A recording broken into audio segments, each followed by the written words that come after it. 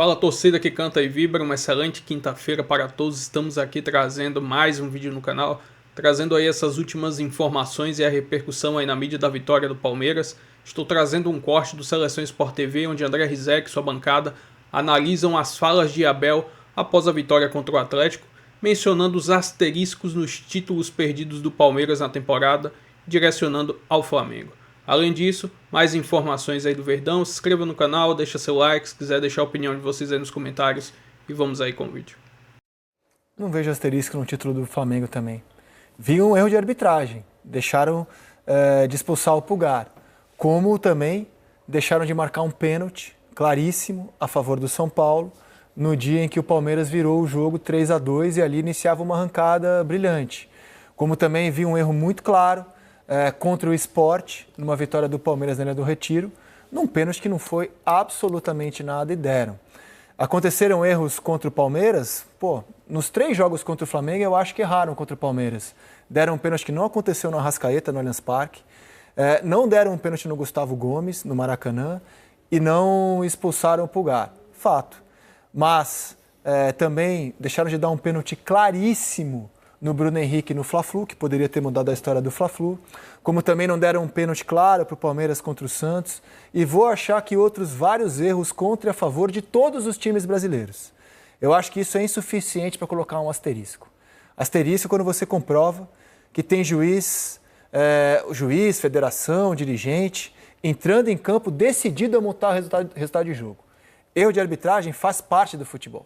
Acontece para todos os times, erros contra e a favor. Se não fica provado que um juiz entrou em campo pré-determinado a prejudicar um time, eu não coloco asterisco nenhum ali. Erros de arbitragem fazem parte do esporte.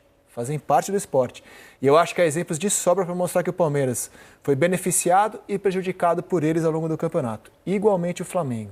O Flamengo é campeão brasileiro porque foi melhor do que o Palmeiras, lidou melhor do que a pressão. E ficar procurando aqui, fazer ranking de quantos pontos a arbitragem tirou ou ganhou de para mim, é não enxergar os seus deméritos e deixar de reconhecer os méritos de quem foi melhor do que você. É assim que eu vejo essa discussão. Até porque tem muito lance de interpretação dupla, não erros claros que você citou. Para mim, o principal erro do campeonato é um erro que favorece o Palmeiras. É um pênalti não marcado contra o São Paulo. Eu acho que o Abel ele contribui com a quantidade de declarações infelizes que a gente tem acompanhado recentemente no futebol brasileiro, de quem sai derrotado de um jogo, né? A gente pode voltar, por exemplo, quando o próprio Palmeiras... A própria Leila desautorizou falar em arbitragem. Ela foi muito bem naquilo ali, né? Inclusive, ela foi, assim, acima daquilo que se vê na média do futebol brasileiro, porque para ela seria muito cômodo corroborar as palavras do treinador. Mas a gente lembra muito bem, 23, né? Tem lá a derrocada do Botafogo, o Textor levantando suspeita sobre o campeonato, não comprovou nada. Naquela ocasião, o Palmeiras foi campeão. O próprio Flamengo esse ano levantou também, suspeitas. O Boto, o Felipe Luiz falou que tem um clube que não pode ser... Exato, tem que parar com isso, gente. Guerra de narrativa isso é uma coisa parar com isso. Para mim, isso vai parar a hora que a gente tiver alguma medida legal em cima disso, né? Quem levantar suspeita sobre o campeonato vai ter que provar. O asterisco, para mim, do Palmeiras é essa quantidade de ligação direta que fez na final contra o Flamengo. Quem é que garante que o Palmeiras venceria o Flamengo com aquele repertório ofensivo? Quem é que garante que, se o Pulgar fosse expulso, o Felipe Luiz não colocaria ali uma linha de 5, como fez lá contra o Corinthians, e ganharia o jogo no contra-ataque, ganharia o jogo numa decisão por pênalti? Aí o asterisco seria o quê? Então, o próprio Palmeiras poderia ter o pênalti marcado a favor do São Paulo, defender o pênalti, virar o jogo, como foi com o Botafogo em 23. Isso. Insisto, erros de arbitragem, eles acontecem porque a arbitragem brasileira erra pra caramba, e teve um erro mesmo na final de sábado. Teve um erro de arbitragem, mas é um esporte que convive com... O futebol não é um jogo perfeito. Existem erros de arbitragem. Eles não são suficientes, na minha opinião. A não ser que seja, por exemplo, o gol de mão do Maradona, ou um gol que a bola entra 2 metros e o juiz não dá. Fora isso, lance de interpretação, ainda mais com VAR, cara, é melhor admitir que o seu rival foi superior, mereceu o título e que você vai trabalhar para não perder de novo no ano seguinte. É isso, é você apequenar o ano que você fez. Por mais que a torcida esteja machucada, eu entendo totalmente, tem o direito de ficar, até porque foi o ano de maior investimento da Abel. E é o melhor elenco que o Abel teve nas mãos, ele não conseguiu transformar isso em título. Mas é um ano para o Palmeiras de transição. É isso, é o que o Grafa falou. É um Palmeiras pensando no futuro, é o Abel tendo muitos jogadores, muitas peças novas. Uma peça que poderia ser principal nessa equipe, está fora há muito tempo, que é o Paulinho. Poderia ser o diferencial do jogo do Palmeiras. Mas, assim, eu discordo também desse asterisco do Abel. Nossos títulos não têm asterisco. Eu discordo dessa fala dele. Eu acho que na final da Libertadores, um dos maiores culpados foi o Abel pela estratégia adotada. Não pelo chutão. Porque se ele bota o meio de campo que precisa de ter a bola, ele não pode ficar fazendo ligação direta. Ou então enche o fundo do campo de gente que faz ligação direta. Exatamente. Eu acho que assim, ele até tentou, o Estudiantes e o Racing fizeram esse movimento. Vocês não acham que a saída do Everton colaborou muito para esse chutão? Porque eu acho que a saída do Evangelista colaborou mais. Também, sem dúvida. Mas o Everton era um jogador que organizava muito a saída de bola do Palmeiras e o Carlos Miguel não tem essa característica. Pode reparar, toda a bola que vai para o Carlos Miguel é balão para frente. Mas eu acho também que muito da participação do Everton com bola no Palmeiras é com bola longa também. É com inversão longa. Mas com muito mais qualidade que o Carlos Miguel. Aí pode ser. Com muito mais qualidade. Mas aí, se você faz isso, pode ter a qualidade que for. Bota 2 atacantes para duelar com 5, 6 do Flamengo, não vai ganhar, cara. Vai ganhar uma ou outra e pode até fazer um gol assim, mas não vai estabelecer um tipo de jogo competitivo contra um time contra o Flamengo. Repito, para mim, o asterisco do Palmeiras na final da Libertadores não é a entrada do Pulgar. É o jeito como se comportou com a bola. Foi pobre ofensivamente. Foi um time sem repertório ofensivo. E por isso perdeu o jogo. Pulgar merecia ter sido expulso? Merecia ter sido expulso. Mas isso não garante que o Palmeiras venceria o Flamengo, não. O Flamengo já ganhou com um jogador a menos, o Palmeiras já deixou de ganhar com um jogador a mais. Sabe que a maior ironia... Foi campeão jogando o jogo todo ano passado com um jogador a menos. Então, o Flamengo tentou repetir o Botafogo, tentou repetir. Falou, deu certo ano passado, só que o juiz não ajudou. Olha que ironia. O que ferrou com a vida do Palmeiras nesse lance do Pulgar foi que o árbitro viu o lance. E ao ver o lance no campo, avaliar erroneamente que não teve intensidade, porque essa foi a explicação que ele deu para os próprios personagens do Palmeiras que foram cobrá-lo, por que você não expulsou? Para mim não teve intensidade, disse o árbitro. Se ele não tivesse visto a entrada do Pulgar, ele não teria escolha. O VAR chama, ele tem que ver. Como ele viu, o VAR provavelmente perguntou para ele, você viu? Vi, avaliei que não tem intensidade. Segue o jogo. O VAR ficou com a decisão de campo. Se ele não tivesse visto, provavelmente ele teria que ter ido ao VAR e aí não teria como voltar com outra decisão que não é expulsão. Mas agora a Inês é morta, o jogo já passou de sábado. E para o Palmeiras agora é 2026. E se entrar em 2026 com a história de asterisco, pelo amor de Deus, né? Vamos admitir que o rival foi superior, mereceu, ele bola pra frente, né? E assim, ele até fala isso, né? Ele fala isso pós-jogo, ele falou ontem isso de novo. Mas eu chego assim, o Rizek é tão legal, mas o Rizek é isso. Cara, o que adianta eu ter falado que você é tão legal? Você que me citou, tem coisa aí, hein, cara? Não, pô. Tem coisa aí, hein, Grafa? Não, tá, então o tem Ramon coisa é tão aí, legal. O Rizek é um apresentador tão legal, mas é diretor que pega... Tá bom. Não vai adiantar eu falar, usar aí, essa introdução para te arrasar depois. Citei aqui 2 erros de arbitragem que acho que aconteceram nos Flamengo e Palmeiras do Campeonato Brasileiro a favor do Flamengo, beleza. Mas o campeonato estava na mão do Palmeiras. Ele tinha 3 pontos de vantagem, 2 vitórias a mais. O que ele faz? Ele perde do Mirassol sem jogar absolutamente nada. Nada. Vamos ver se eu vou lembrar a sequência de cabeça aqui. Vitória. Aí vem a data FIFA. Destroçado pela data FIFA. Ele perde do Santos, com um erro de arbitragem, para mim, claríssimo, quando estava 0-0. Depois, ele... Empata com o Vitória em casa. Empata com o Fluminense em casa. O Fluminense melhor. Ele fica mais de 5 horas sem fazer gol, né? E perde do Grêmio em Porto Alegre. Isso. Né? Então, assim, ele vai somar 2 pontos em 10 possíveis. Em 15 possíveis. 15. São 5 jogos. E é difícil a gente colocar que o elenco... E o Flamengo, nesse meio tempo, somou 10 pontos. Então, assim, a vantagem, que era de 3 contra, passa a ser de 5 a favor do Flamengo. Esse é o asterisco do campeonato. Foi nessa sequência... mas, e o pênalti contra o Santos? Teve. O Flamengo também não teve um pênalti marcado no Fla-Flu. No clássico, que poderia ter mudado a história. Data FIFA. O Flamengo também não teve a Arrascaeta contra o Fla-Flu, o craque do campeonato. Então, os times passaram pelos mesmos problemas, as mesmas dificuldades, o mesmo calendário, a mesma arbitragem ruim. E o Flamengo superou o Palmeiras com as mesmas adversidades. É isso que conta o título do Brasileiro de 25. O Palmeiras oscila na reta final, né? O Flamengo dá uma oscilada um mês e meio antes, um mês antes. Não, o Flamengo dá... O que eu falei, o Flamengo perdeu 5 jogos. Né? Os mais próximos foram dia 5 de outubro e 25 de outubro, se eu não me engano. Um é pro Fluminense e outro é pro Fortaleza. Então, assim, o Flamengo... o Flamengo perdeu 4 de maio pro Cruzeiro, 16 de julho pro Santos, 19 de novembro pro Fluminense, 5 de outubro pro Bahia e dia 25 de outubro pro Bahia. Só que teve os empates também, né? Então, empate com o mas Ceará. a oscilação do Flamengo é empatar com o Cruzeiro no Maracanã e perder pro Bahia fora. Essa é a oscilação do Flamengo. Foi ali que o Palmeiras abriu 3 pontos e duas vitórias. Foi nesse período. Tem um empate com o Ceará, não tem? Fora de casa, né? Fortaleza. Mas... Teve empate com o Grêmio também, em casa. Isso. Mas assim, o momento chave da passagem de bastão na liderança foi esse daí. É isso.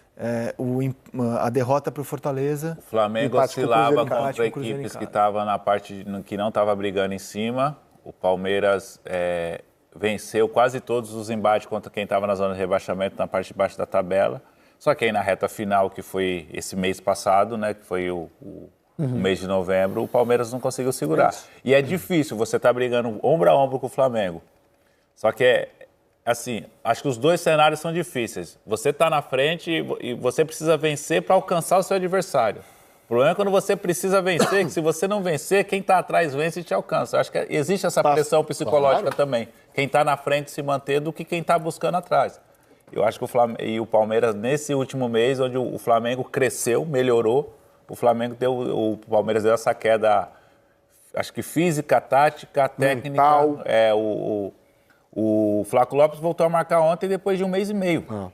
E nessa reta final, o seu principal jogador nessa reta final, junto com o Vitor Roque, não consegue ter um bom desempenho. Até teve o Abel falando, não, eu vou conversar com ele, que ele não está fazendo aquilo que eu estou pedindo. Então, tudo isso acho que faltou ali no dia a dia ter uma conversa mais franca, uma discussão melhor.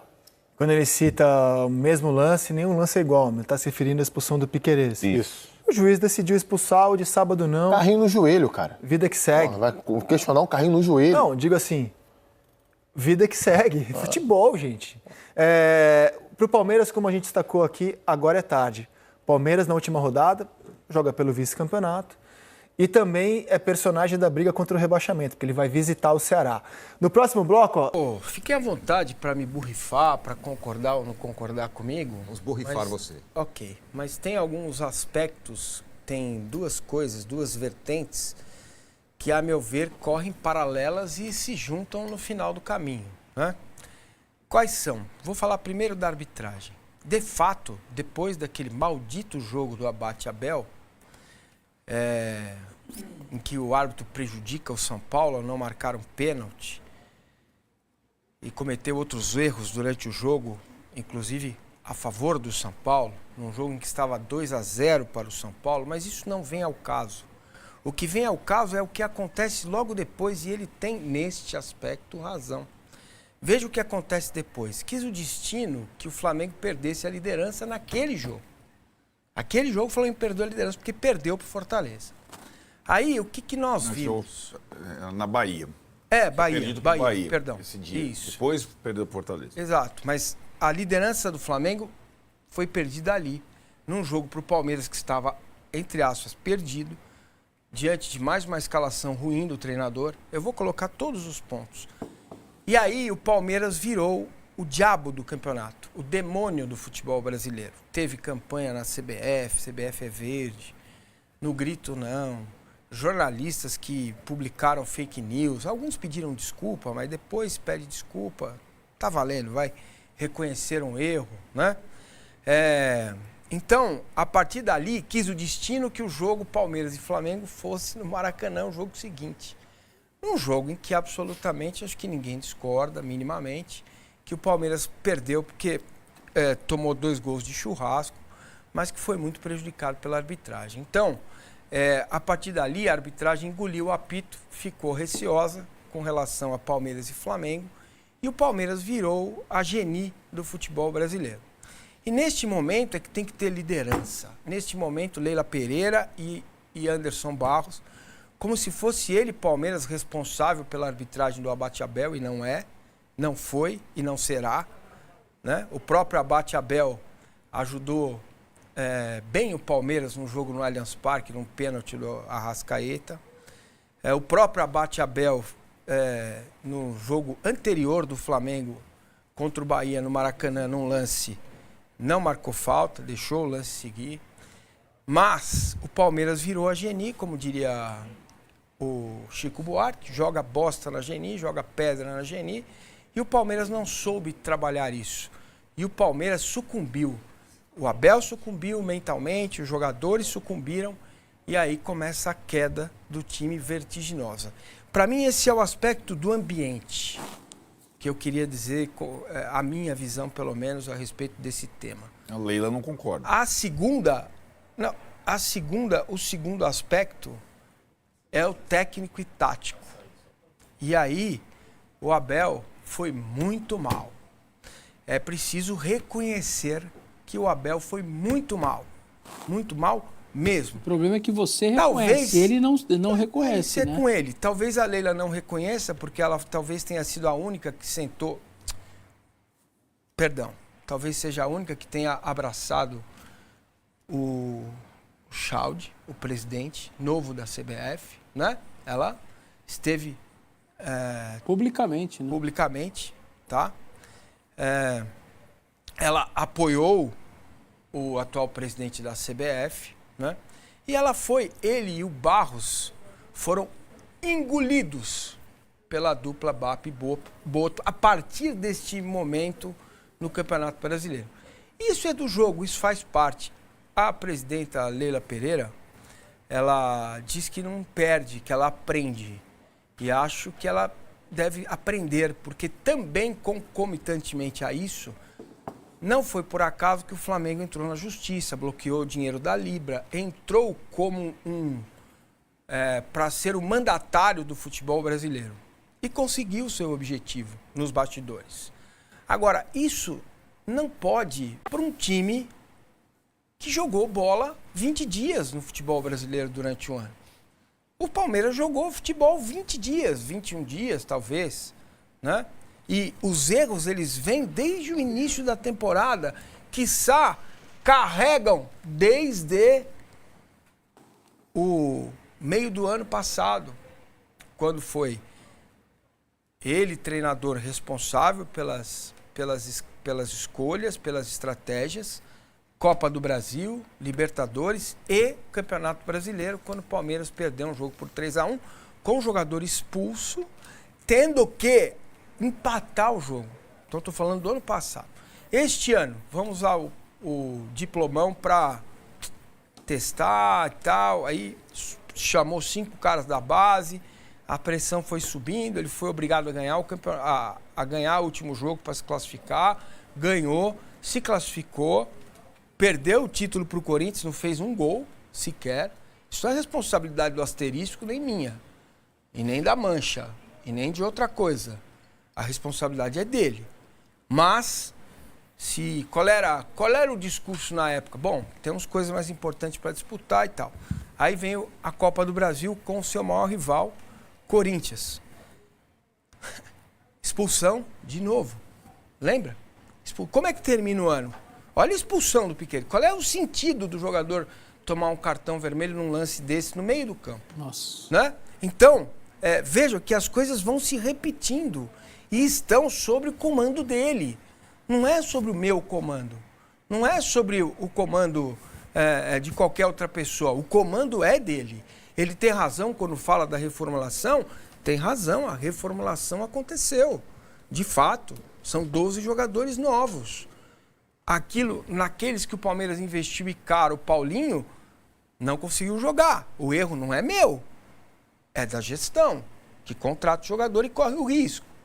E me parece que corre o risco dentro de um lugar que é assim, não, aqui as coisas andam, aqui a gente recupera, tem câmara hiperbárica, tem biscoito da NASA, tem água cristalina, sabe?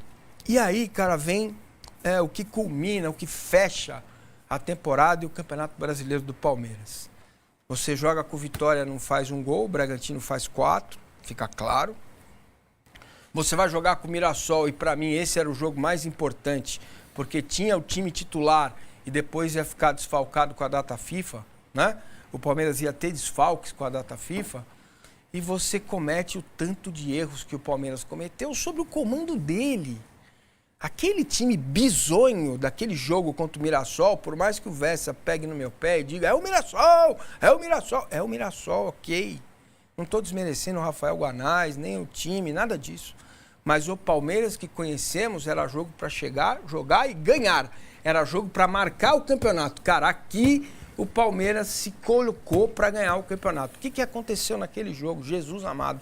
Menos de 1 minuto e meio, gol do Mirassol. O Murilo estava do lado direito, tinha que estar do lado esquerdo, o Piquerez não sabia quem marcar.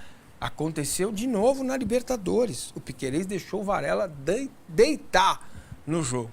E vou trazer aqui agora uma matéria do GE trazendo algumas informações aí do Verdão, abre aspas. Palmeiras calcula arrecadar 399,6 milhões com vendas de jogadores no próximo ano. O valor faz parte do orçamento com 1,2 bilhão de receitas, aprovado pelo Conselho de Orientação e Fiscalização, o famoso COF, na noite desta terça-feira. Esta é a principal fonte de receita do clube para 2026, assim como tem sido nos últimos anos. O valor equivale a 32% do orçamento palmeirense na próxima temporada. As principais fontes de receita do Palmeiras para 2026 é a negociação de atletas, 399,6 milhões, patrocínios e licenciamentos, 296,5 milhões, direitos de transmissão, 185 milhões, avante, 84,3 milhões, arrecadação social, 76,6, premiações, 62 milhões, bilheteria, 61,9 e outras receitas, 84,4. Em 2024, o Palmeiras teve negociações de atletas como principal fonte de renda, 440 milhões, com destaque para as transferências de Hendrick e Luiz Guilherme, que geraram a maior parte deste valor. Os números de 25 ainda estão sendo apurados, mas as transferências são até outubro, com folga também para a rúbrica que mais gerou receita para o clube. Neste ano, o Palmeiras tem 597,8 milhões em vendas, impulsionado pelas negociações de Estevão, Vitor Reis e Richard Rios. O orçamento de 2026 projeta, além de mais uma vez receitas bilionárias, um superávit de 11,2 milhões de reais. Enfim, financeiramente o Palmeiras está muito bem gerido, não tenho o que falar sobre isso.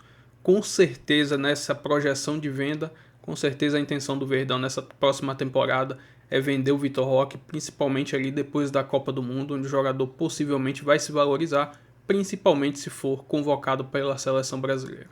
Mas enfim, se inscreva no canal, deixa seu like, se quiser deixar a opinião de vocês nos comentários e até o próximo vídeo. Avante palestra!